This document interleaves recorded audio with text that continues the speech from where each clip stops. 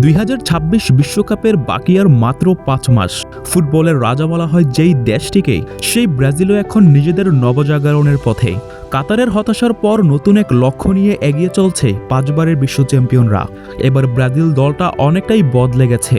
নতুন মুখ, নতুন ছন্দ, আর সবচেয়ে বড় কথা, নতুন এক মিডফিল্ড ডায়নামো প্রজন্ম।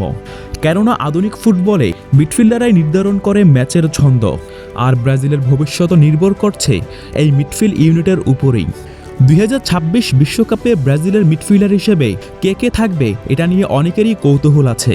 তবে ব্রাজিল কোচ কার্লো আনচেলোত্তির চয়েস এবং টিম প্যাটার্নের সাথে কোন কোন মিডফিল্ডাররা থাকবে 2026 বিশ্বকাপের স্কোয়াডে, তা দেখব আজকের এই ভিডিওতে। Bruno Guimaraes. 2026 বিশ্বকাপ যদি ব্রাজিল জিততে চায় তাহলে মিডফিল্ড শক্ত করতে হবে, আর সেই মিডফিল্ডের প্রধান সেনাপতি হলেন ব্রুনো গিমারায়েস। বর্তমানে ব্রাজিল মিডফিল্ডের এক অনন্য নাম ব্রুনো গিমারায়েস।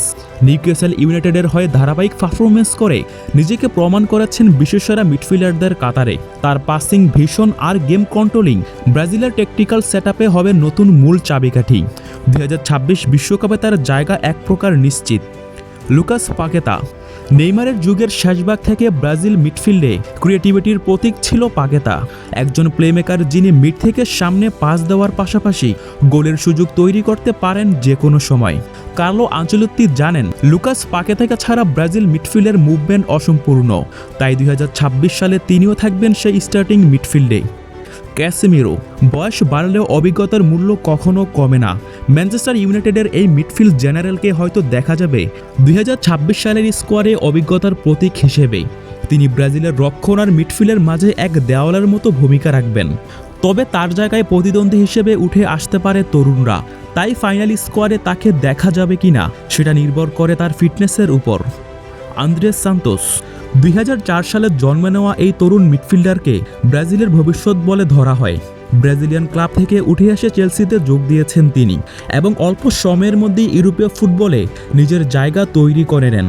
মাত্র 20 বছর বয়সে আন্দ্রে এমন এক মিডফিল্ডার যার খেলার ধরন দেখে অনেকেই তাকে তুলনা করেন ক্যাসেমিরো আর গিলবার্তো সিলভার মিশ্রণ হিসেবে।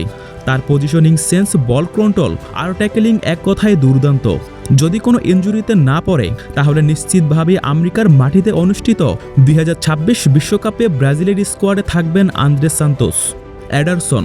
ইউরোপিয়ান ফুটবলে এখন যে নামটা আলোড়ন ফেলেছে তিনি এডারসন।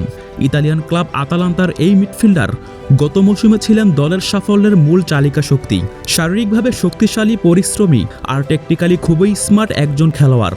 এডারসনের খেলার ধরন ইউরোপিয়ান মিডফিল্ডারদের মতোই, যেখানে গতি, দৌড় আর বলের জন্য লড়াই করার মানসিকতা সবকিছুর মিশেল আছে। 2026 বিশ্বকাপে ব্রুনো গিমারায়েস ও পাকেতার সঙ্গে এডারসন আর আন্দ্রে সান্তোস জুটি ব্রাজিলকে দিতে পারে মিডফিল্ডের নতুন ভারসাম্য ও পাওয়ার। ব্রাজিলের মিডফিল্ড এবার আর শুধু সৌন্দর্যই নয়, এবার শক্তি, ছন্দ আর টেকটিক্যাল শৃঙ্খলার মিশ্রণ। এই মিডফিল্ড যদি ঠিকঠাক মতো ক্লিক করে তাহলে 2026 সালে ষষ্ঠ বারের মতো ট্রফি জিততে পারবে ব্রাজিলও। কারণ এই প্রজন্ম প্রতিভাবান, ক্ষুধার্ত আর তৈরি ইতিহাস করে নতুন কিছু লেখার।